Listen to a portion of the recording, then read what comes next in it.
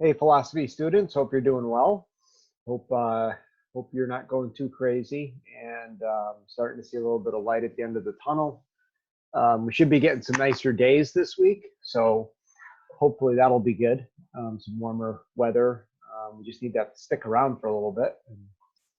Hoping that we get some good news and you're finding ways to deal with this, extended break here, and you're not, you're trying to be encouraged as much as you can. We're all thinking about you, and our heart goes out to you. And that we'll do this together. And as the weather gets warmer, hopefully we'll be looking at some solutions to these issues. What I want to do today is just kind of look at some more verbal kind of um, fallacies that can happen in conversation and things like that. We've been looking at diversion, red herrings and things like that, getting you off the main topic of what you're doing. And so today's diversion is irony. Alanis Morissette was a singer when I was young who came out with a song called "Isn't It Ironic?" And it was kind of funny because the irony was that what she said actually wasn't ironic. She really didn't understand the meaning of it in some cases. But irony is essentially saying something other than what you mean. And this can happen in headlines more so in written word than it will be in face-to-face types of things, because we can pick up on other subtle hints often. But here's a headline that might get you to think about this. Alaska's line piping at last. Alaska's line piping at last. Okay, so what is really being communicated here? Is it sarcastic? Piping, is that a play on words? Is that something that you want the readers to think about? And the phrase "at last," what does that mean? You dragged your feet, it was too long of a process, or maybe it's so horrible that this is really sarcastic to the point where you're celebrating something wicked. Similar to the environment is being destroyed at last. That type of dark irony, sarcastic kind of humor. So what is truly being communicated? And this can be lost sometimes depending upon the words that are used, okay? And in this case, Alaska's line piping. Excuse me. This can also be done with,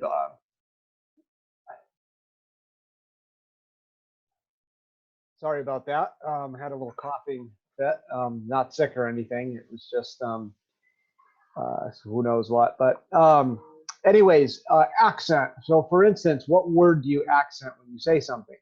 For instance, I never said I dislike you. Okay, what if I change that to I never said I dislike you? Okay, well, that can mean that's a little less positive, right? That can mean I may not have said it, but or you're not my favorite person, but I don't dislike you. Or how about if someone just said it this way? I never said I dislike you. That could mean you disagree with them on a point or something like that, but that you really don't dislike them. So depending upon what you accent here is going to change what you mean in the statement. I never said I dislike you. Okay, then now maybe somebody else said that, or you're just representing them like their attorney. Maybe you've heard of that before too. How about quoting out of context? Okay, quoting out of context. Now they give an example here that I think is interesting in terms of how this is used. I'm going to read it to you just so you know where we're coming from here. Here it is. The federal government sometimes uses its tax dollars to underwrite academic research that might charitably be described as frivolous. Among recipients of such funds is sociologist Pierre Denberg of the University of Washington, who used part of a $97,000 grant from the National Institute of Mental Health to underwrite a report by his researcher George Primoff titled "The Peruvian Brothel as sexual dispensary and social arena. Primoff made some 20 visits to the Santutis brothel outside the Andean city of Cuzco. His interviews with the prostitutes led to the conclusion that brothels do serve as, amongst other things, a gathering place for drinking and storytelling. Senator William Proxmire last week gave the study his Golden Fleece Award for the biggest, most ridiculous, or most ironic waste of taxpayers' money. Vandenberg, the author of Academic Gamesmanship, professed to be pleased, saying, "My reputation in the academic community will be enhanced." So at first glance, wow, this is a pretty heavy indictment on the professor, and the idea that they would take grant money, visit a brothel many, many times, and talk about it as a place of meaningful community dialogue. At the very least, people would say, really? And then at the worst, people are going to say, well, what was he really doing there all those times, right? However, so so imagine that article running, and now here is the truth of what happened, and you'll see where the fallacy was in the first one. I'm surprised that Time should still opt for the same brand of cheap sensationalism as Senator Proxmire. Of the $97,000 of the NIMH grant in question, a maximum of $50 was spent on the brothel study. This minute aspect of the total project resulted in a single paragraph of 14 lines in a book of 324 pages, where George Primoff and I reported the results of our study, approximately the 1,000th part of the total project. The book is entitled Inequality in the Peruvian Andes, Class and Ethnicity in Cusco. That sounds sexy, doesn't it? If my study was about prostitution, then Time is a pornographic magazine. It too intentionally and occasionally mentions prostitution. So there you go. Okay, so when you see what really happened, that first story is widely exaggerated and completely manipulates the context of the money. Notice it says that a portion of the 97. Well, what's that? I mean, is that $30,000, $40,000, $50,000? It ends up being $50, and almost as a side, as a last thing. Well, let's, what kind of class is being represented here? You could almost see them saying that, and it's a good point they make about Time, because they've mentioned it, maybe 6 or 7 times a year. Does that make Time a pornographic magazine? And so that can show you how easily, though, even at the highest levels, that fallacies can kind of creep in. And then finally, quoting selectively is used, where you take a quote that's in something, but you remove it. This is done a lot in various things, whether it's advertisements. It can be done in people's statements to mislead people. It's certainly done in religious books to kind of say, well, this is what the Quran says, or this is what the Bible says. And when you read it in context, it's not even close. But here's one. Everyone is raving about the film. In fact, Movie Magazine described the film as fantastic, unbelievable, and hypnotic. The reviewer was at a loss for words to describe the impact this movie had upon her. Wow, what movie is that? I want to go out and see it, right? But here's what the reviewer actually said. The movie is fantastic and unbelievable. It's hard to believe that such trash could come out of Hollywood. I am at a loss for words to describe the impact that the movie had upon me, but I'll try. Tedious, boring, and hypnotic. It put me to sleep. Now, reading that review, that's not something you'd want to run out and see. And were those words used in the first paragraph? Yeah, but they were ripped right out of context, quoted selectively, right? This can be done all the time to manipulate things. I'll be honest with you, when video stores were open, I don't know if they're probably a dying enterprise when you guys were growing up, but I used to go to the video store, and I would be one of them. When I was a kid, I used to watch Siskel and Ebert, which were kind of reviewers that would go into a movie in depth and kind of analyze it.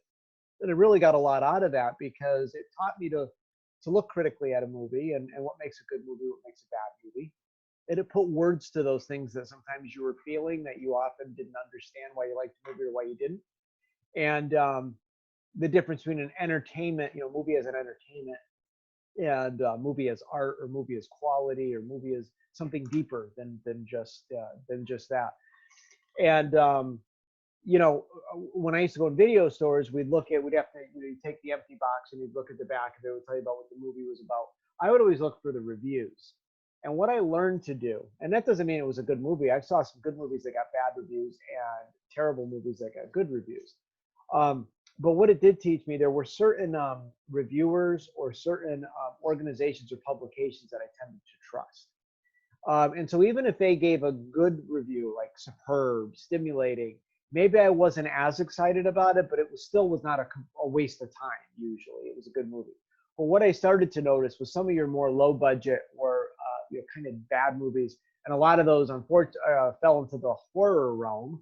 Now, when I was a kid, the horror movies of the 70s, 60s, 70s, early 80s, maybe, you could get quality movies. You really, there were some really good ones. Even today, some of the 70s movies stand up better than the 80s movies do, or 90s movies, because they're kind of eerie and low budget, and they almost have that sense of realness to them.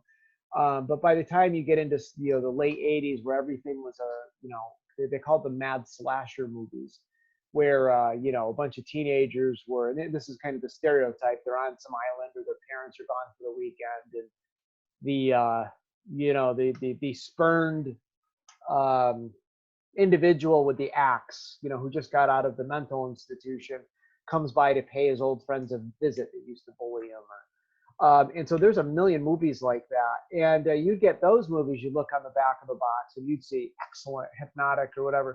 And you'd look at who was reviewing the movies, and it was like Vampire Magazine or these publications that you didn't even know existed and probably would never look at or buy or read in your life.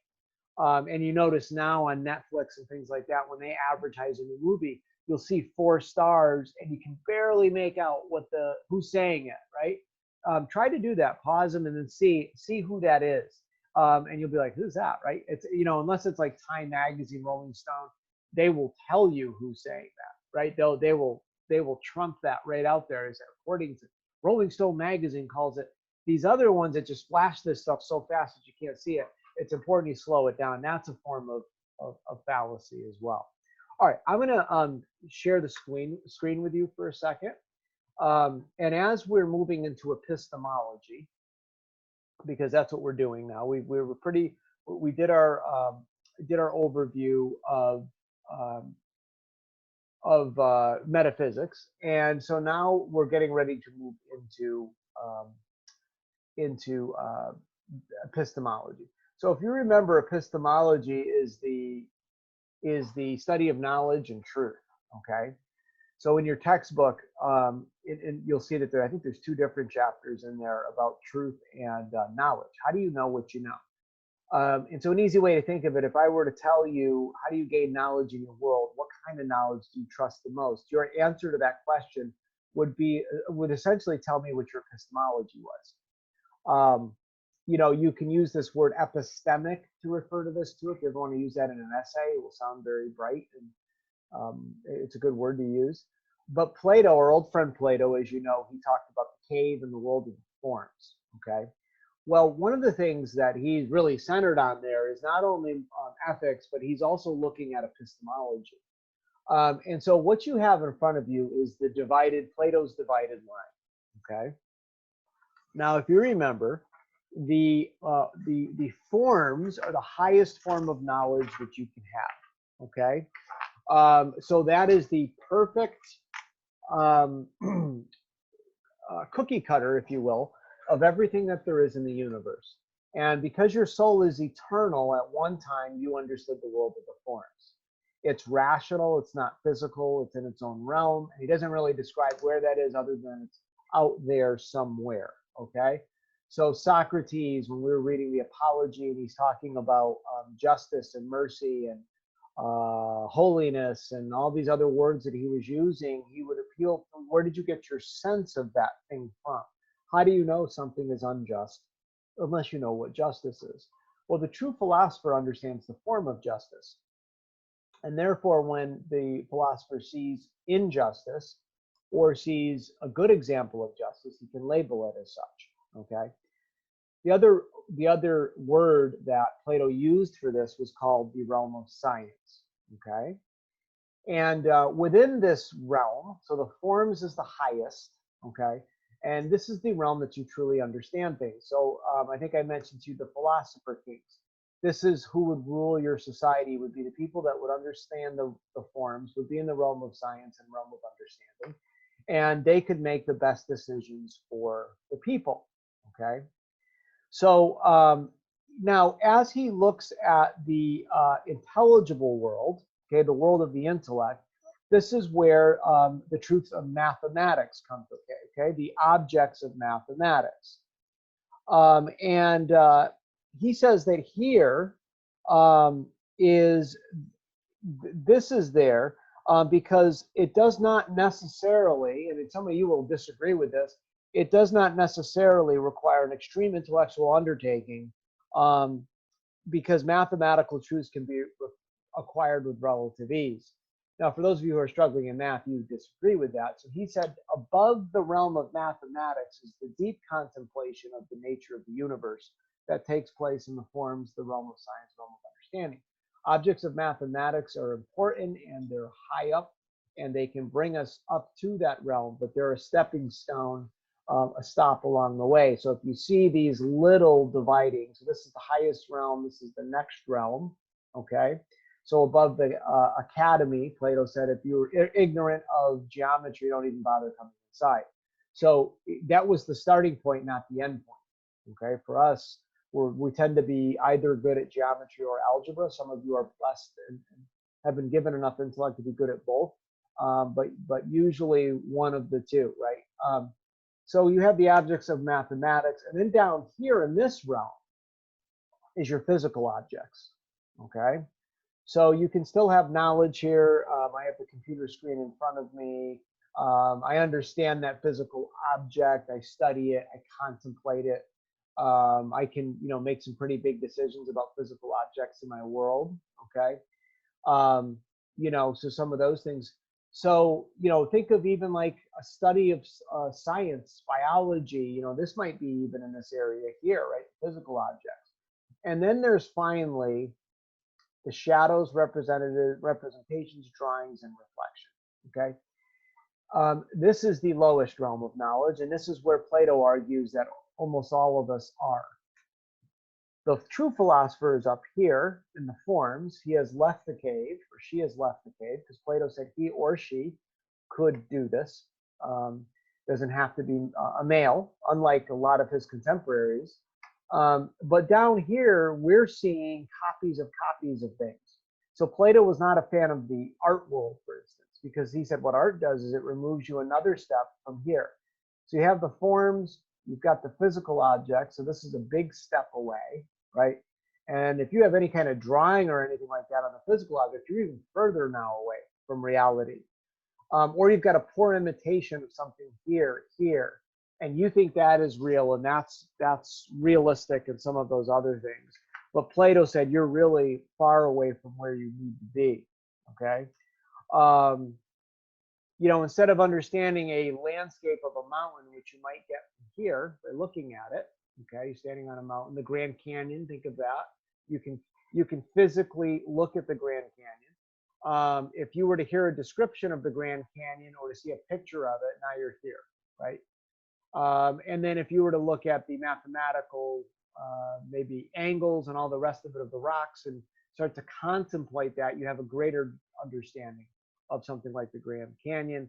And eventually, if you were to understand the forms, okay, the ultimate knowledge of our universe, that gives you an even fuller understanding. But it's very few people that end up here, and it's the philosophers. So we always say, there's an old saying that says philosophers walk around with their head in the clouds.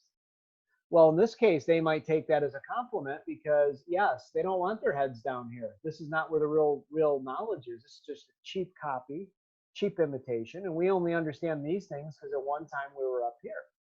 So we recognize enough about this to have some knowledge of our physical objects, but the real knowledge is going to come up here. So that's kind of Plato's divided line.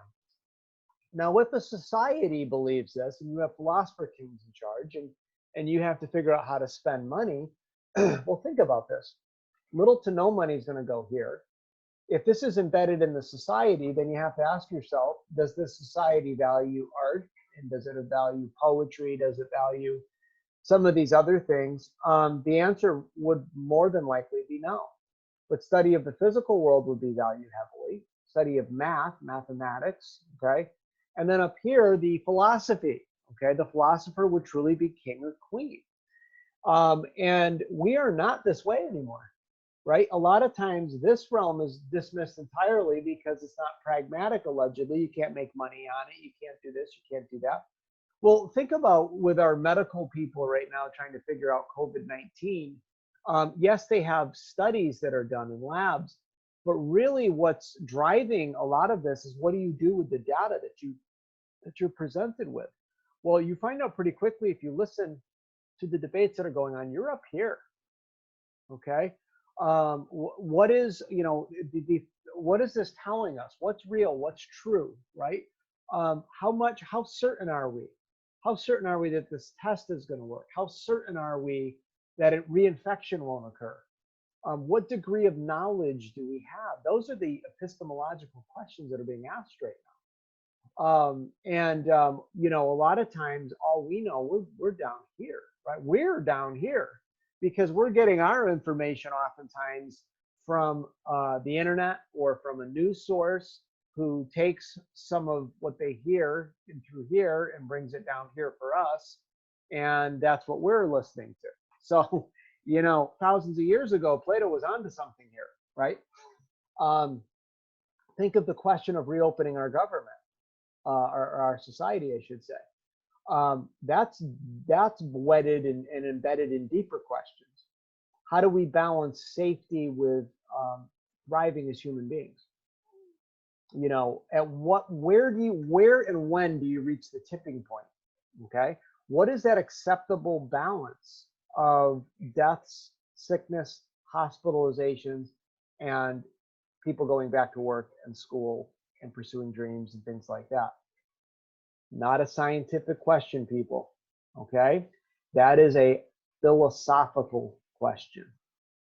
Remember Ayn Rand? She told you that this is where all the real important stuff happens, right? Not that science isn't important and math's not. It's very important, right? It's hugely important right now. But the real issues that are being debated are occurring up here. They're occurring in the philosophical realm, and you can't help it because you're made that way, okay? So remember she said the only difference is going to be whether you do it well or not. Whether someone else is going to control you or whether you're going to control yourself. And some of the debates we're having right now are people talking by one another. Okay? Good thing to think about. So I'm going to leave you with that. There's no written assignment that you have to do with this. I just wanted to set this as a tone, as an example of what we're going to talk about. The next question that we'll deal with is, do we trust our reason or do we trust our senses more when we try to talk about knowledge? Okay? Am I more comfortable with my reason or with my empirical data that I get? Which of those two do I tend to trust in more? Okay, so hopefully that made some sense to you. It's building a little bit on what we've learned in the past, and that's it for now. Email me if you need anything. You know, again, I want to encourage you to start doing your work here. Those of you who are not.